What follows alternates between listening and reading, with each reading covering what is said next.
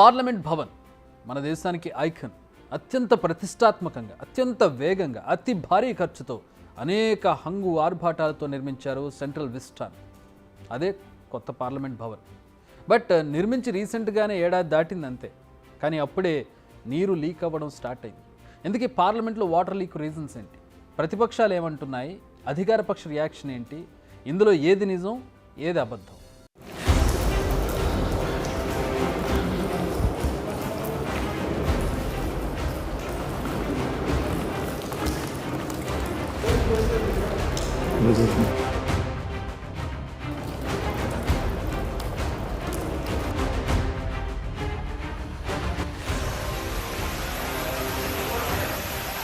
खोल दिया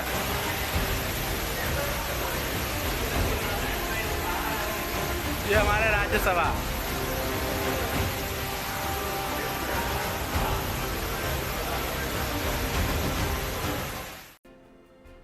ఒక దగ్గర రూఫ్ పై నుంచి నీరు గారుతుంది. దాదాపుగా వర్షం పడుతున్నట్టుగా ఉంది. మరో చోట కాలువల్లో పారినట్టు నీరు బారుతోంది. ఇది మనం కొత్తగా అత్యంత మోడర్న్గా హై టెక్నాలజీని ఉపయోగించి 971 కోట్లతో నిర్మించిన మన పార్లమెంట్ భవనం. ప్రధాని నరేంద్ర మోదీ చేతుల మీదుగా హంగు ఆర్భాటాల మధ్య ప్రారంభమైన పార్లమెంట్ భవనం ఇది. కానీ ఇప్పుడు కురుస్తోంది. పైన వరుణుడు ప్రకోపానికి నేను తట్టుకోలేనంటూ పడిన నీటిని పడినట్టుగా కిందకు పంపించేస్తుంది. అదే లీక్ అవుతోంది. ఇప్పుడు ఈ వాటర్ లీక్ వీడియోలు తెగ వైరల్ అవుతున్నాయి సోషల్ మీడియాలో. దానికి తోడు ప్రశ్నలు, విమర్శలు ఉండనే ఉంటాయి. అంతన్నారు ఇంతన్నారు, రాష్ట్రపతితో కాకుండా ఏకంగా మోడీనే నేరుగా ప్రారంభించారు. మరి ఇప్పుడేం సమాధానం చెబుతారంటున్నారు విపక్ష నేతలు. నిజానికి అధికారులు కూడా వెంటనే రియాక్ట్ అయ్యారు. వెంటనే వాటర్ లీక్ అవుతున్న ప్రాంతంలో బకెట్ను కూడా పెట్టేశారు. ఇక కొన్ని హోల్స్లో అయితే వర్షపు నీరు ప్రవాహాన్ని తలపిస్తోంది అనుకోండి. ప్రస్తుతానికైతే సిచ్యువేషన్ కంట్రోల్లోకి వచ్చింది. బట్ చాలా ప్రశ్నలు మాత్రం తెర మీదకి వచ్చాయి. ఇప్పుడు ఈ పార్లమెంట్ వాటర్ లీక్ వీడియోలను తమ అస్త్రాలుగా మార్చుకున్నారు.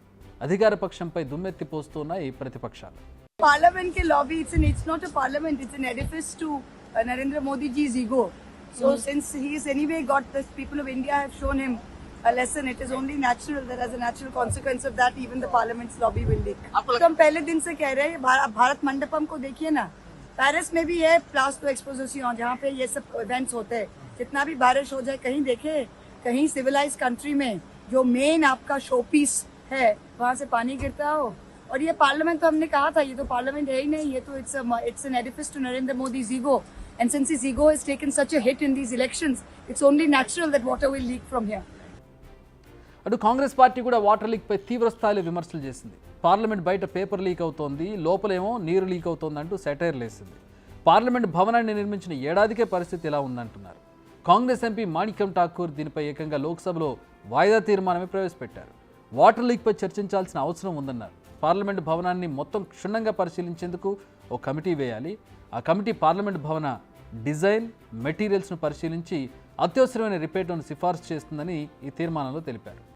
आपने 1927 की बनी हुई पार्लियामेंट वो छोड़ा ये कहकर कि उसमें दिक्कतें हैं, वो कमजोर है, उसमें जो होना चाहिए, सुविधाएं होनी चाहिए, वो है नहीं. और ये पार्लियामेंट लास्ट ईयर प्रधानमंत्री ने उसका इनॉग्रेशन किया. जो परंपरा है कि प्रेसिडेंट को करना चाहिए वो नहीं किया.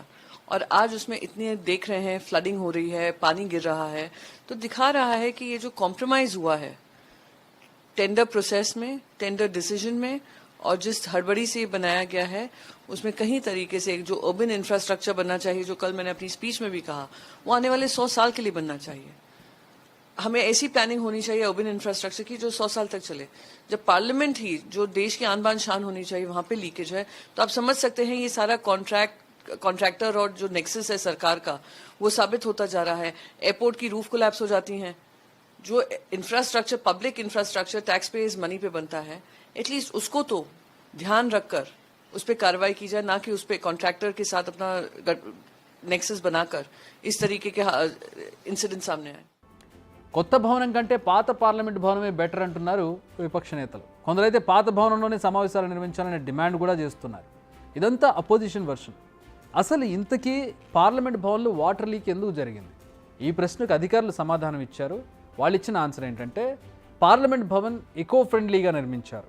ఎక్కువ విద్యుత్ వినియోగం లేకుండా ఉండేందుకు మధ్య మధ్యలో సన్లైట్ కోసం, అంటే వెలుతురు కోసం గ్లాస్తో గోపురాలు లాంటి నిర్మాణాలను డిజైన్ చేశారు.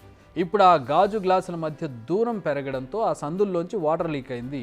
గాజులను అతికించే పదార్థం సరిగా లేనందువల్ల ఈ వాటర్ లీక్ జరిగింది. భారీ వర్షాలకు వాటి గుండా లోపలికి నీరు వచ్చింది అంతే తప్ప ఏ గోడల నుంచి లీక్ కాలేదు. ఇప్పటికీ గ్లాసులను మార్చేసాం, ఇకపై సమస్య ఉండదు. ఇది పార్లమెంట్ భవన్ అధికారుల సమాధానం. విమర్శలు విన్నాం, దానికి సమాధానాలు విన్నాం. కానీ ఈ మధ్య అంటే బీజేపీ హయాంలో నిర్మించిన కట్టడాల విషయంలో లీకేజీ ఆరోపణలు ఎక్కువ వస్తున్నాయి. మొదట అత్యంత ప్రతిష్టాత్మకంగా నిర్మించిన అయోధ్య రామాలయం విషయంలో కూడా ఇదే జరిగింది. ఇప్పుడు ఏకంగా పార్లమెంట్ భవన్ విషయంలోనూ అదే జరిగింది. అయితే రెండింటిపై వివరణలు ఇచ్చారు. బట్ వివరణల కంటే ప్రజల్లోకి ఆరోపణలు సంధించిన వీడియోలే బలంగా వెళ్ళాయి కూడా. మరి దీనికి సంబంధించి సత్వర చర్యలు ఏం తీసుకుంటారు, మళ్ళీ ఇది రిపీట్ కాకుండా ఉండడానికి, మళ్ళీ వివరణ ఇచ్చుకునే పరిస్థితి లేకుండా ఉండడానికి ఏం చేస్తారనేదే చూడాలి. బిగ్ టీవీ అవుట్లుక్ కథనాలు నచ్చితే వెంటనే బిగ్ టీవీ ఛానల్ ను సబ్స్క్రైబ్ చేయండి.